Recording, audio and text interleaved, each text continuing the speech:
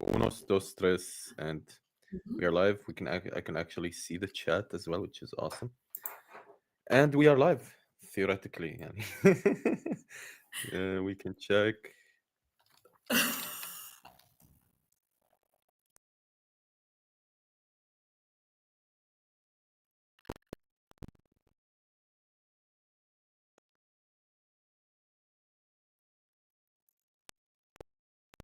Welcome. Hi, Habib. And bees, welcome to another day of Exchange.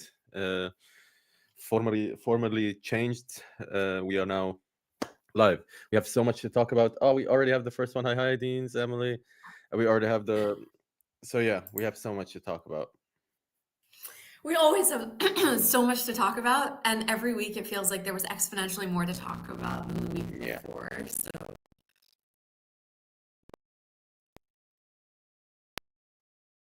We're gonna do some talking without actually talking. We're gonna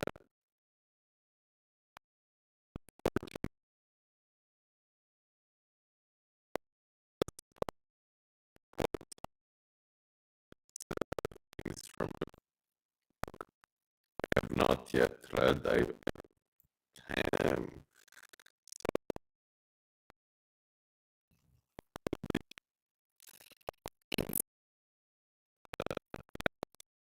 it's truly changed. Yeah, that's what I want to say before.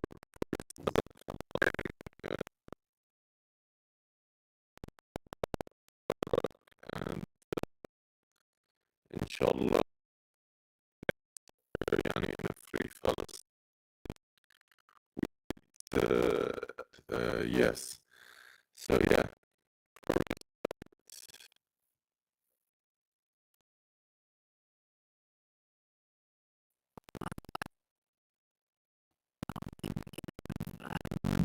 Oh, you're out, Karam. Can't hear you. God damn it! How can you actually not hear me? Just hearing static. Wait then. Let me. Am I hear I? you. Can people hear me now? Can people hear me now? I always have audio issues, and it's normally like we kind of streamlined it that we don't change anything in the audio before we start, but today we had to change a lot. So M's. We're both back. Ah, Okay, thanks, okay. Em. Nice. Cool. Okay. So yeah, Shall we? So shall we? We shall. yeah, I mean, so you gave kind of the overview of what we want to talk about. But essentially, we will give some updates on the situation in Gaza, the fact that the ceasefire has been violated 269 times in the past 6 weeks, I believe. Yeah. And yeah, give a little bit of context on that. And then we, as Karam said, want to just offer some of the analysis that Mohammed El Kurd has given in his new book, Perfect Victims, which I have spent the whole day reading and am so deeply touched and driven and inspired by. And I think very much in keeping with what he puts forth in the book, allowing Palestinian voices and allowing or not allowing, but rather platforming Palestinians as the narrators of their own experience Yeah. is really very crucial. And also because I'm in the process of reading it and processing it, and Karam hasn't read it yet. I'd much prefer to just read and offer sections that are that I find to be unbelievably compelling and kind of life-changing already, rather than diving into analysis about it, because I think what needs to be said is said. So Yeah. And also, like I said, I've only read the preface, so literally I have a general idea of what he's gonna say, but just the preface and the preface alone is really good. So you're getting like a live react to Mohammed El Kurd's book, and yeah, and I'm really looking forward to it too, because I really want Karam's reaction. So so yeah, this will be a little bit of an organic kind of flow to this stream. Okay, first, so I guess to dive right into the heavy stuff. Yeah. We woke up this morning to the news that, or actually, it was announced yesterday that the um, Israeli government, that Netanyahu had reimposed the blockade on Gaza and stopped the flow of humanitarian aid, which already had not reached the level that was specified in the ceasefire in the truce deal. Um, of course, we know that Hamas um, like basically set out that they wouldn't continue forward with the hostage exchange until Israel adhered to the humanitarian guidelines and entry of aid that they had supposedly committed to in the ceasefire because they were violating it so severely. In the meantime, they still, they still haven't delivered. They promised in the truce 60,000 mobile homes were supposed to enter into Gaza, and I think something like five have entered in. Like it was like 5 or 15. It was just like Yeah. nothing has entered. And 200,000 Um, tents of those right. 2,000, I think. Um, Yeah. so yeah.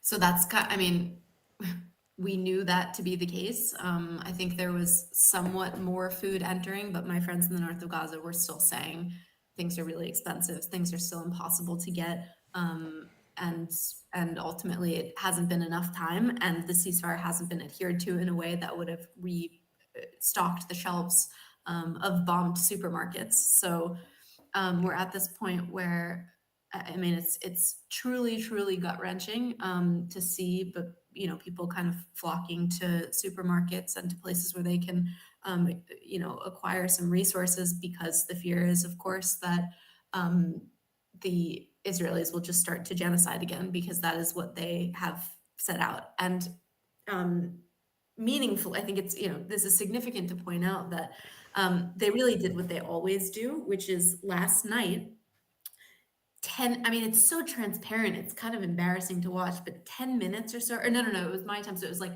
an hour and 10 minutes or something before the ceasefire phase one was set to expire. Yeah. The US put forth a proposition to extend the first phase of the ceasefire by another 6 weeks, which would basically release all of the Israeli prisoners or hostages, whatever however you want to phrase it. We can have that conversation as well, without committing to a lasting deal.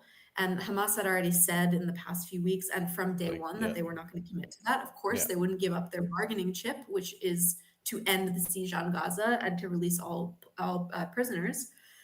Um, but they set this out right before the ceasefire was phase one was set to expire, so they could then go back afterwards when Hamas, of course, refused it and say Hamas is refusing our deal, and therefore they're holding up the ceasefire, Yeah.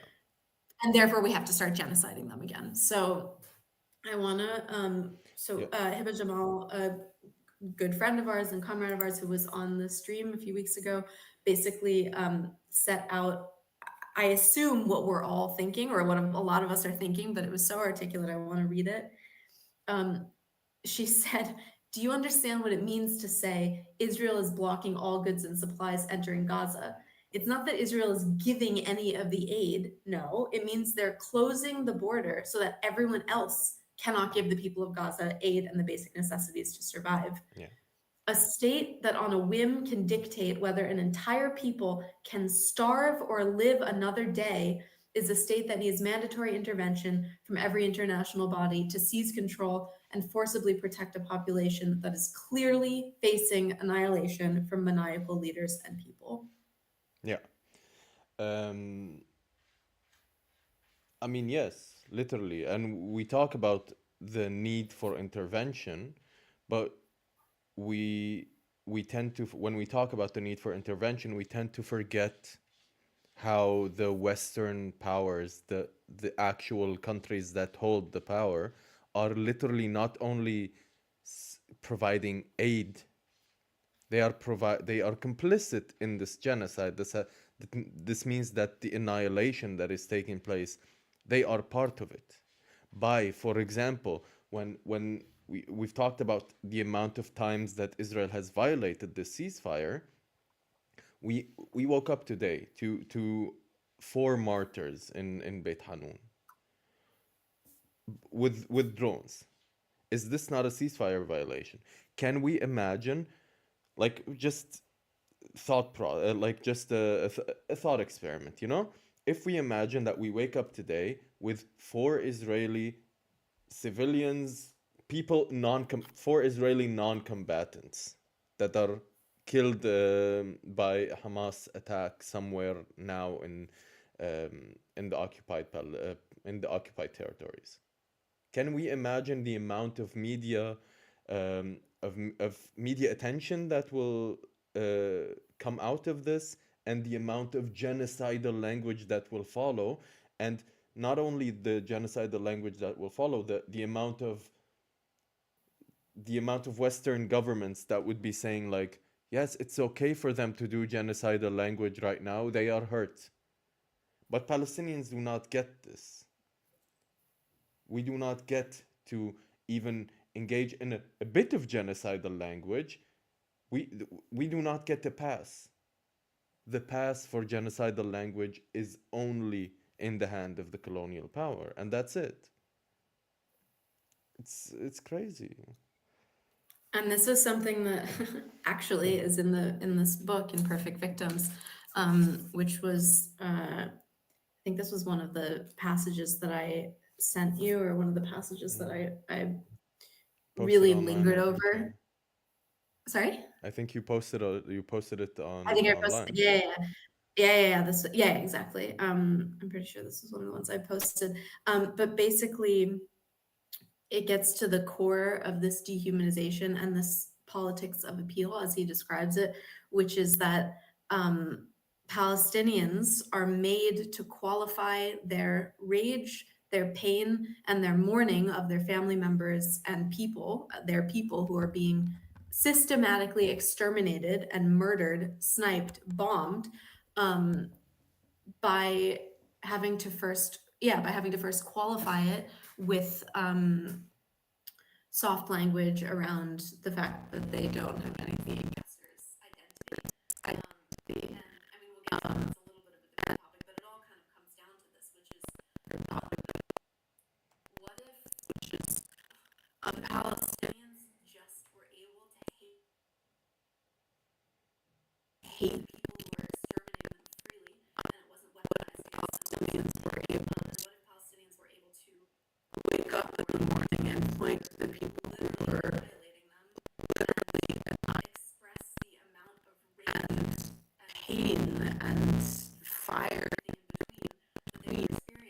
they were experiencing while on the other side, on the Israeli people on the other side, on the Israeli, in newspapers and in the government, are literally calling for the genocide, for the ethnic cleansing of that group. I mean, look at what Israel and the West and all of these politicians and all of these journalists and everything, look at what they're able to say. Look at what they're able to articulate. It's yeah, This is the end product of the the end product of a society that is never held accountable for the insanely fascistoid stuff that it does. yeah. It's never held accountable. And the times when it's held accountable, there are screams, oh, this is anti-Semitism. It's so weird. It's so to instrumentalize an identity that was oppressed before. And I think you've talked about this. It feels it feels wrong. It should feel wrong. But the point here also is that the more time you spend in the movement, the more time you spend with these truths and with the history. And I mean, we always say we have the truth on our side, and the more time that you spend with it and the deeper you sink into it, the more it's ingrained in you, the more completely laughable all of it actually appears, and the more transparent it is, the easier it is to call out. Yeah. And that is why, in large part, we don't really even engage with these narratives anymore around anti-Semitism. And the argument is not even just because we have already laid out that we have a blanket no racism, no oppression, no bigotry towards any particular group rule, which Rafat has laid out. I mean, which everyone, all Palestinians have been kind of conditioned to say, yeah, at some point, we need to offer this. We need to make it clear in order to get into the ring, in order to legitimize ourselves and not allow ourselves to be discredited. We need Yeah. to at least say this one time, if not over and over and over again. But ultimately, what does that do? It sets forth um, prose and this kind of rhetorical qualification as a pre kind of Pre existing qualification. or like a Um, prerequisite to be able to yeah, right, talk right. about Palestine. A prerequisite, not even to talk about Palestine, but to talk about their own murdered family members. So I found this quote. This is just a bit. I ask again, what if our perfect victims do in fact despise those who have killed their families? Then what? Let me ask the most exaggerated, extreme version of this question. What if, after a Star of David clad soldier of the self proclaimed Jewish state killed your loved ones in cold blood, you began obsessively, irrationally hate you began to obsessionally irrationally hate Jews, all Jews, wherever they may be? Then what? Does your venomous sentiment undermine your status as a victim? Does it rewrite history to absolve the soldier of his sins? Does it justify the crime? Yeah, that is it. Yeah, it does not.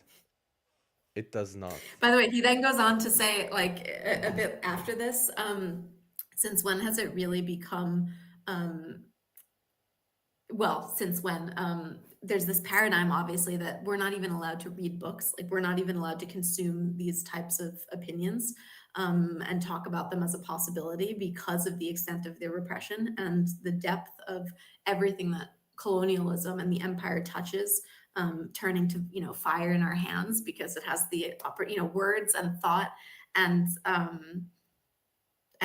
all of this as resistance have the opportunity to become Molotovs in the hands of the people, of the masses. So of course it is subject to a huge amount of censorship, but he goes on to basically say, like, I expect, something like this chapter, this book to get an enormous amount of pushback or, something like that.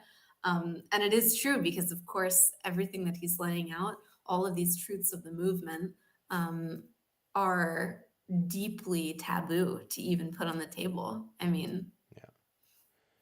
anyway. Yeah, and just to go back to the point of always like having the to say like, yeah, anti-Semitism is bad as a Palestinian while you're talking about your family being slaughtered by self-proclaimed representatives of the Jewish faith is very weird. But it's not only very weird, it means that there is a possibility of this connection. It implies that this is something that is connected to the movement in general, but you might be the outlier. And like Right. so it means like if somebody doesn't do it, it means that this person is an anti-Semite and you shouldn't listen to them. That is the danger we go that is the danger that we have when we keep um, saying no, no, no, we're not anti-Semitic. It means people, if somebody doesn't say in the beginning of the conversation, oh, I'm not anti-Semitic, it means it's That makes them a legitimate target of yeah, genocide. yeah, yeah, of annihilation. Yes, it's weird. It's But this is okay. I guess we were going to talk about the ceasefire, but I guess this is kind of mixing in because, of course, these are all of the themes and the tropes that we are faced with. So yeah. to that, if I can reply with, because I have all of these quotes from him that I want to share. Um, this is one of them. Hold the phone. Though the settler colony's Jewish character was no secret, we were still instructed to treat it as such. He's talking about growing up in occupied Jerusalem, sometimes by our parents, other times by well-meaning solidarity activists. We were instructed to ignore the Star of David on the Israeli flag and to distinguish Jews from Zionists with surgical precision. Mm. It did not matter that their boots were on our necks and that their bullets and batons bruised us. Our statelessness and homelessness were trivial. What mattered was how we spoke about our keepers, not the conditions they kept us under: burglarized, blockaded, surrounded by colonies and military outposts, or the fact that they kept us at all. And this last, yeah. Language was more of a minefield than the border that separated the occupied Golan Heights from the rest of Syria. And we, children at the time, were expected to hop around the landmines, hoping we would not accidentally step on an explosive trope that would discredit us. Using the wrong words has the magical ability to make objects disappear. The boots, bullets, batons, and bruises all become invisible if you say the wrong words in jest or in fury. Even more dangerously, believing in the wrong things rendered you deserving of this brutality. Yeah. Yeah. Um, I wanna talk about this and like first off, just let it sit, and second off, this minefield that um, that you enter is not just a linguistic minefield. It's in everywhere. It's in everything. Like an example, in order to show solidarity with Palestine, you need to become an anti-Semitism expert. You need to know Mhm. all the tropes, all the potential dog whistles, all the from the antique. You do not. It's not just this like in the modern times. It has to be from the antique. We've had Greta Thunberg Mhm. holding a sign saying "Freedom for Gaza" or something that is so harmless. It's not even like it was. It wasn't even like uh, an attacking slogan. She said something like "Freedom for Gaza," and in the background there was a small octopus that autistic people use to uh, show their mood. So they don't communicate their mood through words; they communicate it through this whatever. And because of this, they said Greta Thunberg is an anti-Semite, and she's using the theory that was used back in the 1910s or something about Jewish people controlling the entire world, being like an octopus with tentacles in every place. And I did not know this was a trope. Like, I didn't know it was a trope. You could say this about how many goddamn anti-Semitic tropes are there yeah, that people but don't know about? that is the point. In order to be able to just speak about Palestine, to say free Palestine, you need to know tropes that you did not know, that you did not even know existed. You have to become an anti-Semitism expert in order to just speak or in order to show solidarity. And this, it becomes dangerous because it has a back effect. It has like a blowback effect. Because if she gets silenced because of this, then it would only to a very to someone who does not understand the actual cause. The only logical answer would be, oh, so they do control everything, which is a stupid statement. So But this is the intention, and yeah, this is also what he goes on to talk about, is all of this propaganda. This is all intentional. Of course, it's being used for the purpose of distracting um, from the actual topics and from the actual underlying foundation of this violence, which is colonialism. yeah. Um, I will respond with this is how I'm going to walk around nowadays. I'm just going to carry this book around and just like repeat these quotes back to people. It's If you want to talk about language as a weapon, I mean, I, This is an this arsenal. is something very, very, very powerful. Yeah. So, propaganda is a children's book. Successful propagandists strive to create talking points that are simultaneously simplistic and incoherent.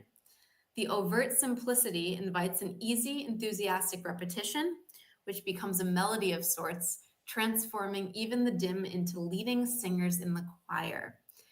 The incoherence invites ceaseless argumentation. Very, very point is to make. I'm gonna keep reading because it's just so good.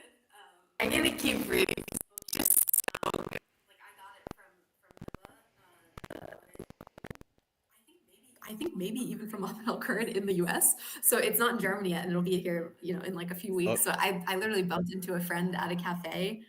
Is it in Germany? I mean, I already ordered it But for. it's like a few weeks on back order, I So yeah, think. yeah, 2 to 3 weeks. But I also ordered the ebook copy, so I have it as an ebook, and I just read the preface. Oh, okay, that okay. was what I was saying. I just read the preface, and I was like, okay, I'll let myself be surprised. Okay. Yeah. Because I'm like, someone walked into a comrade, like walked into the cafe where I was reading this, and like literally before she said hi to me, she was like, "Oh, you have the book." um, anyway, I'll keep going. Um, oh, he was talking about this truly asinine claim early on in the genocide that um, there was a Something's copy of up with Mein your Kampf. Rebecca What? is saying something's up with your mic, Rage. Seriously? Like, can you hear us or no?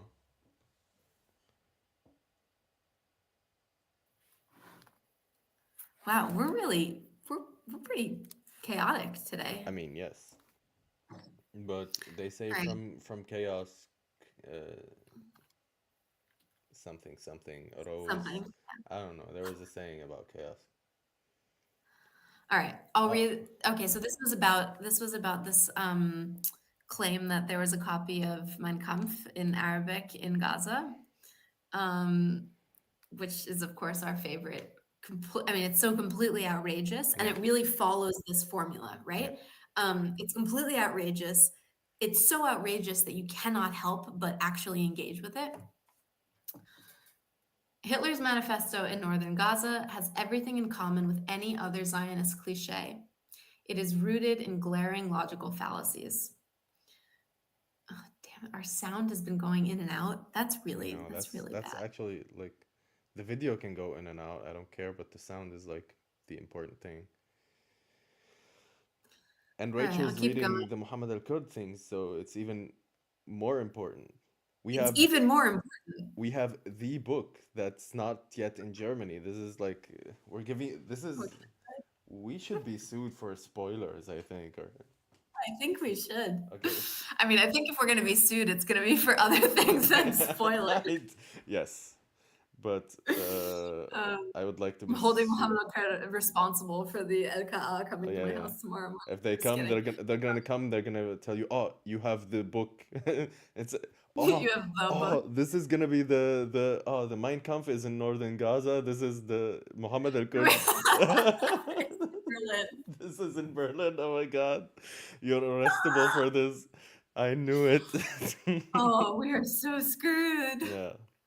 Anyway, at first, it may seem shocking how a tale so ridiculous can be so potent and effective. But how many hours have you wasted defending against ad hominem attacks? No, our men are gentle fathers. The paranoias of straw man arguments. No, from the river to the sea is not a secret call to genocide or navigating slippery slopes. No, a free Palestine will not lead to a second Holocaust or pausing for red herrings. No, there are no tunnels under the hospital or appealing to authority. Even the Israeli scholars agree that it's not a genocide or debunking equivocations. No, anti Zionism is not anti Oh Semitism. my God. The very quality of propaganda, illogic, is precisely its strongest suit because it is a distraction. Distraction from what? The focal point colonialism, siege, military occupation. Damn. Okay, I think we should. Wait, can I just keep going? I'm so excited to get your reaction. There are a few more sentences and then I'll let you respond. Our children's remains collected in shoeboxes. The torture our men endure in detention centers that can only be described as concentration camps. The women threatened with rape at gunpoint, the demolished homes, the demolished dreams, the generations robbed of a future, the people burnt alive in tents. And is there room for side conversations in the presence of burning flesh?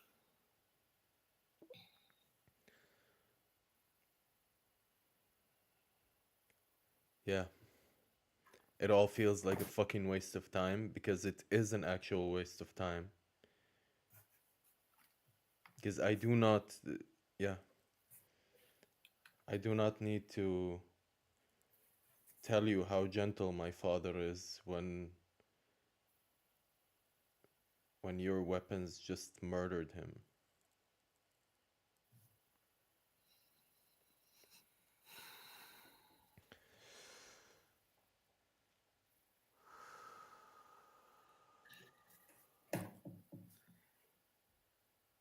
So I've just been reading this, like feeling it in my stomach.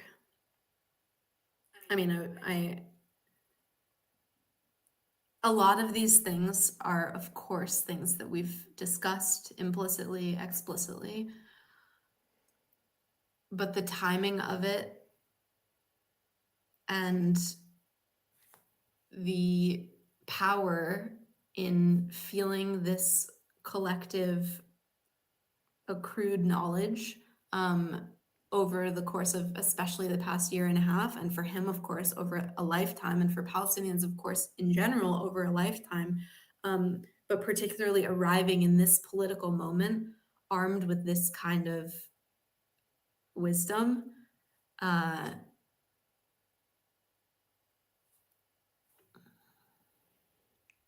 Yeah, the I think the point of the book that I have not yet read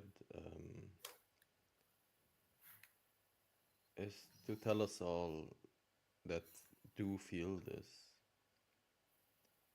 You don't have to engage in this. We know like all of us are who try to engage in conversations around Palestine know and are probably tired and sick and bored of having to engage always with these same like the just two sentences of what he said, like the red herrings, the false equivalences, all of this. We're bored of this. You have to come up with something new, like come up with either new propaganda to that can be, because the truth is on our side, this would be very easy to dismantle, or just focus on what is happening, focus on these three words: colonialism, occupation, genocide, apartheid.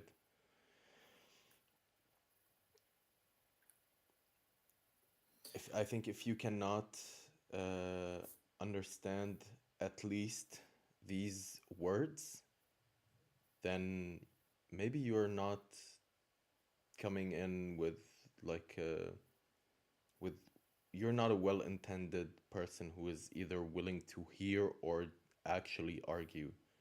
You are just here to distract.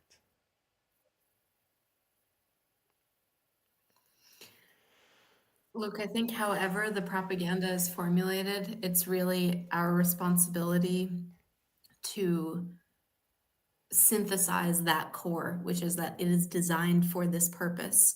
It's designed in this way. Of course, they're really not that fucking smart. So all of the Hasbara and all of the billions and trillions of dollars they've spent on it actually isn't enough to convince the masses who now are taking to the streets in this global movement that they should hate people fighting for their liberation, because it never actually will be enough.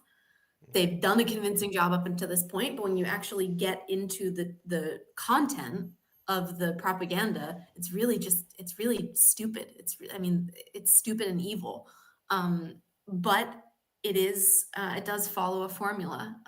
So he goes on to say the idea is to spit out the bait and spit at the accusation.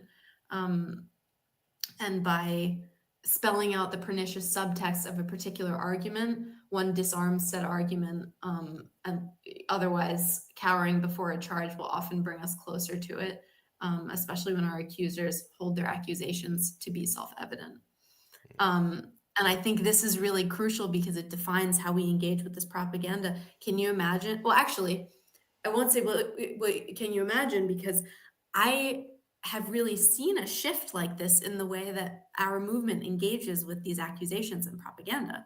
This has Okay. changed over the past. I mean, I'm curious if you've had a similar experience, but in the past year and a half, um, we've largely stopped even humoring or validating these charges of anti-Semitism, or at least that's our line, that like we're not even going to respond to that. It's completely ridiculous. It's meant to distract us and provoke us. And I mean, we're not even going to validate the premise. Yeah, because it ultimately does not matter. It does not matter, like, what if the child's parents are anti-Semites, it's okay to murder the child. It's, Right.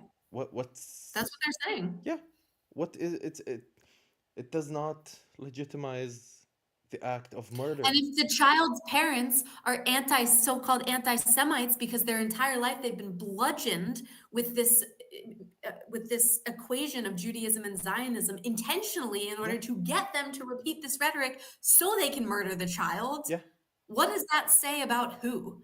yeah. It's literally like, you're creating the problem, and you're solving it by with a bomb, with a bomb. But it's really interesting also because he talks about this in here, and I know that this has been, well, it's always kind of a topic um, around the taboo of even calling someone a Jew, like as if it's a bad word. Um, in Germany, like, no, Yeah, but really, I mean, in Germany, if I say, I mean, ich bin Juden is like a little, that's one thing. In English, I say I'm a Jew because that's what I am. In Germany, they don't like when you say that. They say, jemand mit jüdischem Hintergrund, someone with yeah, with you, Jewish background. And I'm yeah, like, wait, my background is not Jewish. My fucking foreground is Jewish. Talk to me as if I'm a Jew. yeah, And ultimately, of course, they've replicated this in, in a slightly, I mean, it's kind of two sides of the same coin, right? They replicated this in Palestine, where you're not allowed to call like Jews, even in talking about it. I know in Arabic, like you say Yehudi, right? yeah, But you're not allowed to say that because if you say that and then you pair it with something horrible that the Jew did to you, then it's anti-Semitic.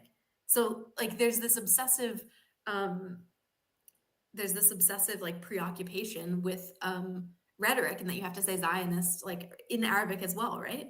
yeah. And that's something that we feel like we need to kind of, We continuously make clear. And it's like, no, no, no, fuck that. Yeah, it is literally the minefield that you have to walk, but it's also like it's an objective description. Like, first off, in Germany, they don't like the use of a word Jew, because if you say to like children till this day, go to school and say to each other, ah, du Jude, is like a Beleidigung. It's a curse. You're cursing Yeah. someone. So the society still sees Jew as a bad thing, Because but they made it that yeah, way. yeah, yeah, yeah. Literally, they still see Jew as a bad thing, yet they claim in their enlightened through genocide way, they are the ones who understand anti-Semitism the most. And not only this, they project their Jew hate on Arabs um, who are oppressed by objectively Jewish people. Like, by But by the way, not to mess with not you, all you Jewish people. literally Yes, it's not all Jewish you just people. said objectively, like you still felt the need to qualify it. I'm not blaming you, but I'm Yeah, saying this is the minefield yeah, of like they're oppressed by objectively Jewish people. They're oppressed by Jewish people. Punkt. Let's start saying that. Let's talk about Jewish supremacy. Let's talk about breaking out of this minefield. again, the Jewish supremacy as a context. We talked about this the last time, and Yeah. we always have to define the literal borders where we talk about Jewish supremacy, because otherwise we are like, it's very discerning to have to qualify all my arguments, while at the same time I am not allowed to go to my grandfather's house in Haifa. And this is the the most minimal amount of oppression that a Palestinian can feel. The denying of a home is is not even on the list. There is an actual genocide. There was a fast genocide. Right now, there's a slow genocide. There's Mhm. a complete ethnic cleansing campaign going on in the West Bank, and it seems to not matter to white people because they have given their mantle of whiteness to their previous oppressed category. They have given this mantle of whiteness to Jewish people, all Jewish people, and also especially a settler colonial state. A mantle of whiteness and victimhood. This is what. So you know how they love to be the victim. This is why we have Karens. This is why Karens are a thing. It's because they love to be a victim. And Mhm. Israel represents both a white Wait, but victim. let's also take that one step further. They love to be a victim because it frees them of any responsibility in their Yes. actions. They Yeah. can be openly hateful and it doesn't matter because, oh, they're poor Karen. They can be openly hateful. Does that remind you of a certain uh, president slash prime minister of a certain fascist, maybe fascistoid state? This is what zero accountability means. This is what coddling a victim while the victim is doing hate means. It leads, if you have a child and every time a child hits another child you're like, oh, I'm sorry, your fist is hurting because you punched a kid, then the Right. child will learn that punching kids is only bad because my fist hurts, so maybe I get a stick. Did you just say that? Yeah, just That's so good. Sorry, I shouldn't even laugh. It's so dark, but yeah. it's such a good example. Um, Someone in the comments says one can also avoid some attacks by requalifying things. For example, requalifying Jewish supremacy as white, Western supremacy, so long as the Jewishness isn't essential to the argument. I'm not exactly sure what that means, um, I, or like what the exact like direction this is going in is. Like for me, I'm not looking to avoid attacks. I'm looking to call out exactly what it is. And this isn't just white supremacy. It isn't just Western supremacy. It is specifically Jewish supremacy. Um, oh, well, I actually maybe he's saying that people. Well, I don't know. That people are kind of avoid calling this out Yeah, as exactly what it is. because Jewish supremacy as a term um, can, like we said this last time. I think like Jewish supremacy as a term, if you do not qualify the boundaries where it takes place, some people can, like we said, we have to be anti-Semitism experts every time we talk about our liberation. And this is the thing, the concept of Jewish supremacy in the outside the borders of Palestine is an anti-Semitic conspiracy theory that leads to that Jews control the world, and this is Jewish supremacy. But Jewish supremacy, in actuality, exists in historic Palestine.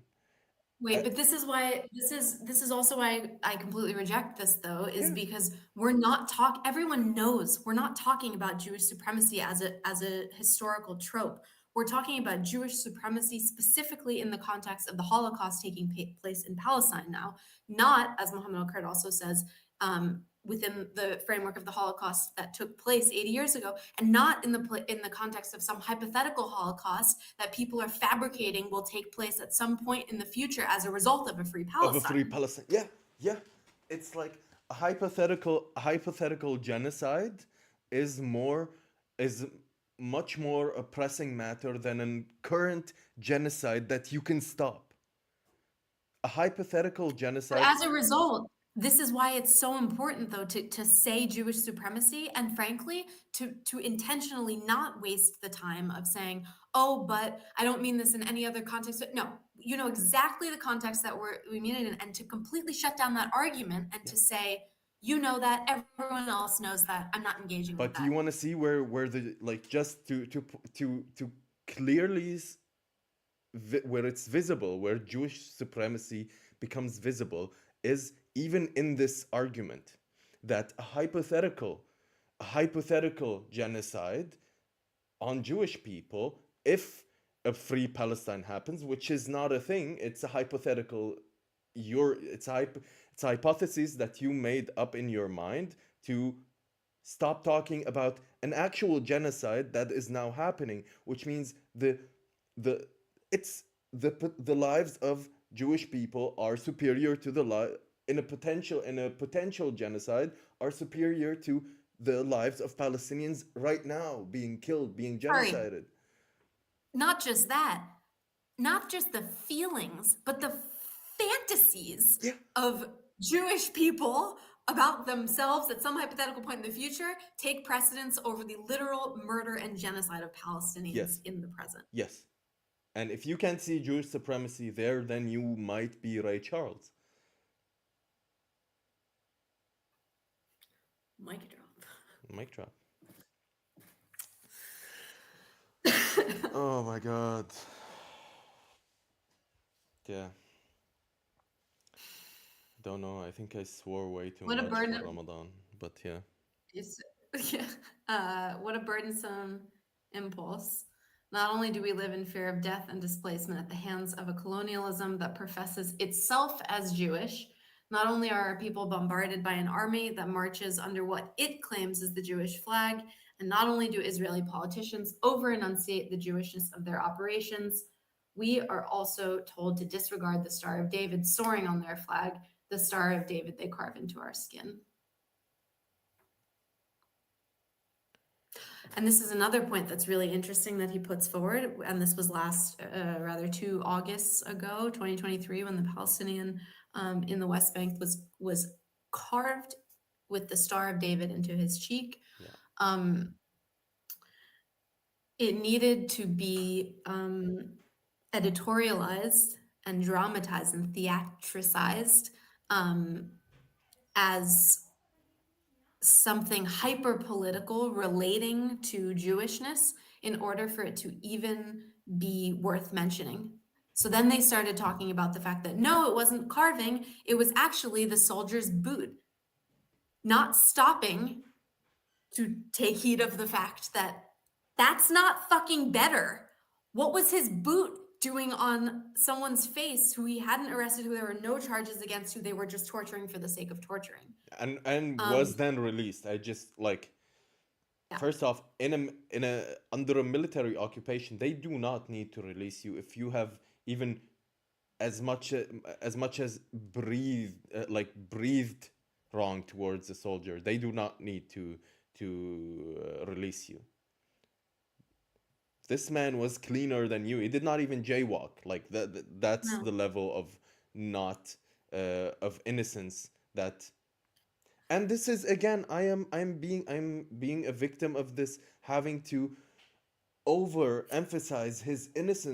innocenceness, in order for him to not either be carved to for a Jewish star to not be carved into his face, or for a boot to not be kicked into his face. Both of these are not. This is, yeah. We always have to over over we always have to overemphasize our innocence and our um, the innocence of Palestinian men, because otherwise they are not under Generalverdacht. They are assumed terrorists until proven otherwise. It's not even, yeah. But I think what also happens here is in sharing all of these stories as all of these super just hyper violent, brutal, anecdotes. It becomes this plea of like, if I can make this so bad that it's unbearable for anyone to hear, if it's so bad that you've never heard anything like it before, then maybe it will awake some empathy or some humanity in the person listening towards the humanity of the person who you're trying to prove. Yeah. And ultimately, that's why we have all of these stories, whereas I mean, every single Palestinian in all of historical Palestine and largely in the diaspora, but certainly in occupied Palestine and Gaza and the West, um, they all have these experiences that are more horrific than anything we can imagine. The ones, and these stories are buried because they're so normalized, and they're so standardized that this is what our ruling class has decided will be normal. Yeah. Anyway, I was gonna like read a few more because there's like a whole list, but I think that really proves the point as well. And this was a point that he moves into, is that we find different components, like different elements of particularly horrific circumstances, and try and use them as politics of appeal. And he talks about Shireen Abu Akleh and the fact that she was a American citizen, and everyone shouted, "She's an American citizen and a Palestinian," and that was supposed. And she's a journalist. She, by doing so, it was kind of a tactic to defang her and to allow her to be a perfect victim, or even any kind of victim at all. Yeah. Um, But what we ended up, what we got out of that is it legitimized the murder of other journalists who were not American, who were simply just Palestinian. right. Um, and that meant who were less famous than her. We've had what, 200? Yeah. Uh, Over. it was over 200. I believe so. Yeah. Yeah, and In to Gaza alone. yeah, and just to think that she needed to be American, she needed to be very well known, and she needed to be Christian, and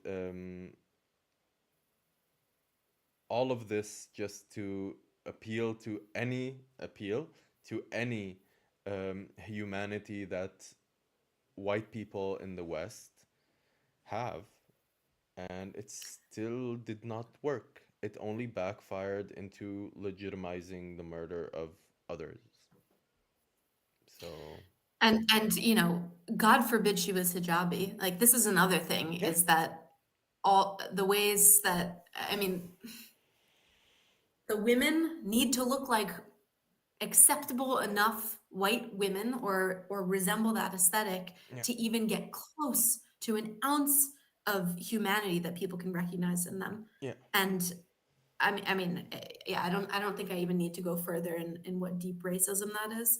Um, but anyway, so yeah, I think like one of the things that I'm really processing and moving through this book, and through a lot of this content that I've now read out and we've reacted to, has been this very necessary process of stepping back, and taking multiple steps back to say, well, what if they weren't the perfect victim in and this ways? And look, I think like I'm quite politically activated, and I think critically. I was still socialized in the West. I was still socialized in patriarchy and under capitalism, as like, all of of us. course, Yeah, as all of out, well, not necessarily in the West, but yeah, under capitalism, under etc. Um, and ultimately, I think I just feel very grateful for this opportunity to take those steps back and say, what are we actually fighting for? Because what is our true meaning of justice? And we talk about justice for every single person, but laying out and articulating what those specifics really are, um, even if they don't look like us, and even if they don't sound like us, and if they have different ways of life, or if there's a different culture that isn't comfortable to people in the West, yeah, and even if they hate all Jews, is that a justification for genociding people? When did that become a justification for genociding people? Even if we just leave it right there, yeah, and I say even if, because this is at the front of the book. yeah. Even if, Even if, even if. yeah. Man, I liberation does not need a prerequisite. Uh, if we say all people need to be free, then that means all people. I believe if I believe in I don't know healthcare for all, I also believe in healthcare for the AfD voter, even though he hates me. Doesn't If I stand on principle, then my principle should not change depending on who is affected by it and who is not. So, yeah, because if you do, then your whole premise crumbles and it's not a principle it's anymore. not a principle. Yeah, I think, damn. First off, Mohammed El Kurd, shout out. I will definitely read the book, and this is I do not have it in hardcover form, but I have the ebook now, and I have time between going back from Hanover to Berlin, so this book is gonna be done tomorrow, I think. Yeah. Um, And I just, maybe I can just share something that I wrote yesterday because, yeah, again, the whole process of reading this book in the past couple days has been really, really transformative to me.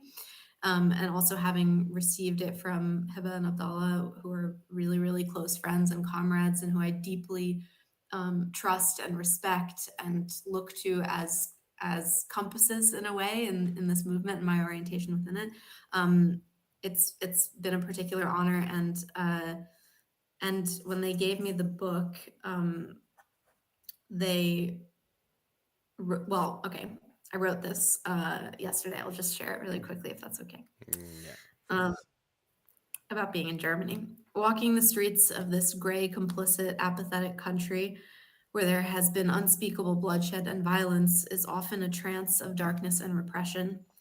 Because of the Nazi genocide, the heritage of genocide that remains 80 years later, but centrally, because we watch state thugs kidnap our Palestinian comrades off the streets in 2025, beat them to a pulp for their mere existence, criminalize and demonize a movement that insists on the righteousness of a pro liberation, pro resistance, anti genocide cause.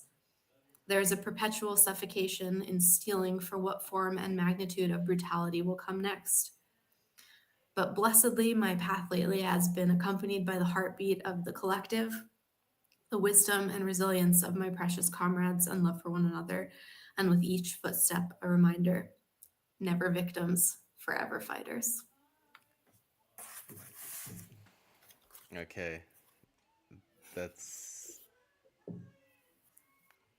that's awesome. That's awesome. Thank you to my comrades. Thank you to Mohammed El Kurd. And thank you all for being here. I think we can end on that note. There are no better notes to end on. Um, Thank you guys for tuning in. Ramadan Kareem. Stay healthy. Mohammed El Kurd. Keep your And as head up. always, Free Palestine. free Palestine.